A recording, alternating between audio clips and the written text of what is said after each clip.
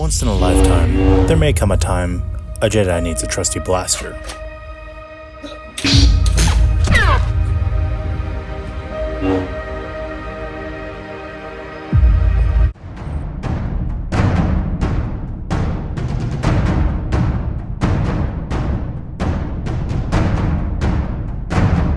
What up, dude, bro? Spider-Avenger Miller. Hoping you enjoyed a little bit of Desmond Bogana fighting off a Sith Lord again, which, stay tuned for Darth Deadpool 2 and an announcement at the end of this video. But today, we're looking at the Mandalorian pretty much reskin. I don't know exactly what you would call this, because it's literally just nicknamed Star Wars Mandalorian.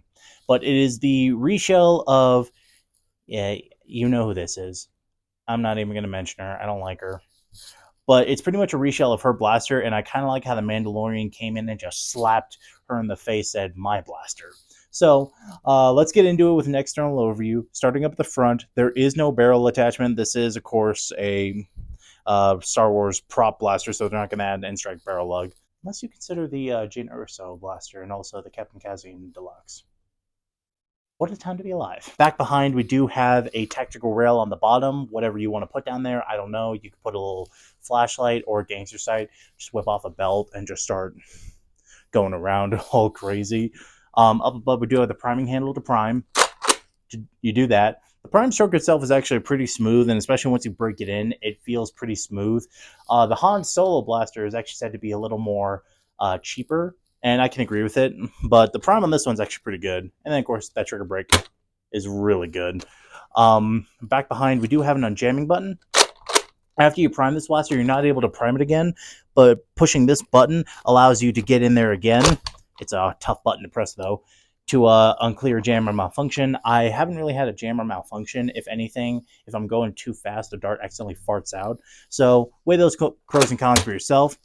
Down to the trigger. The trigger pull is a very nice break, and the blaster does not have slam fire. However, it doesn't have a trigger lock either. So if you hold down the trigger and you prime, it just fails to catch, and that can introduce a double feed malfunction. And I really don't understand why they designed it this way, but it's Hasbro. Hasbro's been full of some weird stuff in there. And then now down to the grip. The grip overall is pretty comfy. It's a little uncomfortable in some areas, but it's a prop blaster, so it's as comfortable as it can be, but overall it's not bad. Well, that's an external overview of this blaster, but now looking at the cosmetics. It actually has some pretty cool cosmetics to the blaster. You've got the Mandalorian on this side, looking all beautiful, Star Wars Mandalorian, and on this side, can you believe it? It's paint on both sides. Thank you, Hasbro. Because again, look right here. You see this little spot? This isn't embedded into the plastic. This is just paint. What are you guys doing? Now let's just show you this thing firing.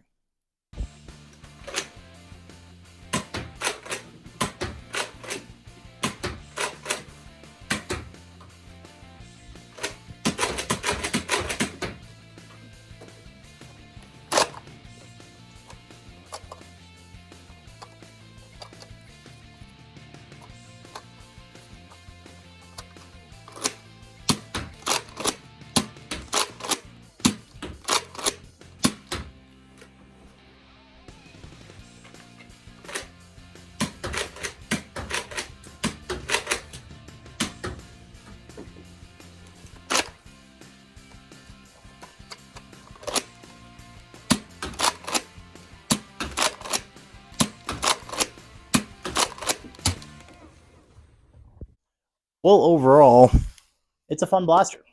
That's pretty much all I can say about it. It performs pretty decently. It's not the greatest performer in that sense, but it's overall a pretty fun prop. Like, it... Oh, geez. Hands are sweaty. Now I am turning into Coop. But overall, it's actually pretty fun. It's a fun prop. Again, little complaints, actually. The one complaint is when I first got this blaster, these little bits right here ended up cutting my hand. It didn't like cut it to bleed it, but it really hurt, man. It really hurt. Next, the grip. Overall, the grip gets a little tiring and a little annoying over time because it's not squared off, and your middle finger kind of rubs up against the this little bit right here. But overall, those are really my only two complaints. But also, it doesn't perform the greatest. I believe this shot around 64 FPS. And you can even see during that firing demo, some of the darts were kind of spiraling out of control. So that is all the objective information I can provide on the Star Wars Mandalorian blaster. Now to my personal opinion. Overall, I like the prop. It's a very cool blaster. I used to own this a long time ago when it belonged to you know who, but I had a great experience with the Han Solo one. I had a great experience with this one. Now, this does have good mod potential, except the mod potential can only get it up to elite standard performance, which is okay, but overall, the prop itself, it's pretty good, except it performs pretty soft. And where I think this shines just solely as a prop toy. This is not really the best kind of sidearm. One, not a whole lot of holsters can fit in this thing. Sorry for the noise behind. But also, it gets uncomfortable after a while, and also, it's a four-shot internal magfed blaster, which of course does signal for a sidearm. However, it's not the best sidearm for that role because it's not the greatest performer. Now, you can mod this thing to become even better, but you could still only get it up to about elite standard performance. So kind of a mixed opinion. Now that kind of gets into the question to buy or not to buy. If you're looking for a competitive sidearm, no, I do not recommend this one.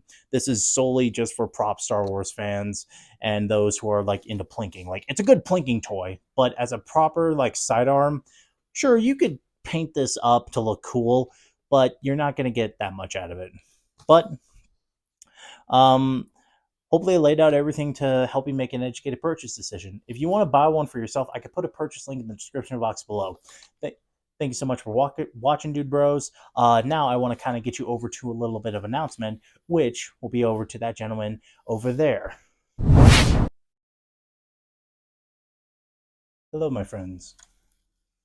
I wanted to kind of take a little bit of time to discuss the main project to be coming out this year, Darth Deadpool 2. Now, when the weather kind of heats up, which will be kind of in about maybe May, we are going back to full production, and I want to take some time a little bit to apologize. That the whole reason behind it is because we've been very lackluster of a crew. But now I also want to take this time to announce we have officially partnered with someone new to the channel, and that is our bro, Crazed Chip. The name, I do not know why he changed it to PJ from PJ Gamers. However, we've partnered with him recently as he's become a really good friend of ours, and he's agreed to help us out with the film, and I also have a lot of other surprises for this film. I want to take some time to say I promise this film is going to be much better than what the first one was. I know a lot of you kind of were iffy about the first one, but we surely promise that as of now, the film is going to be a much better one. There's going to be a better story and some better fight scenes and some better camera work. So, as my companion over there, who ironic enough stole my costume, would say, much love, blast on, and stay tactical.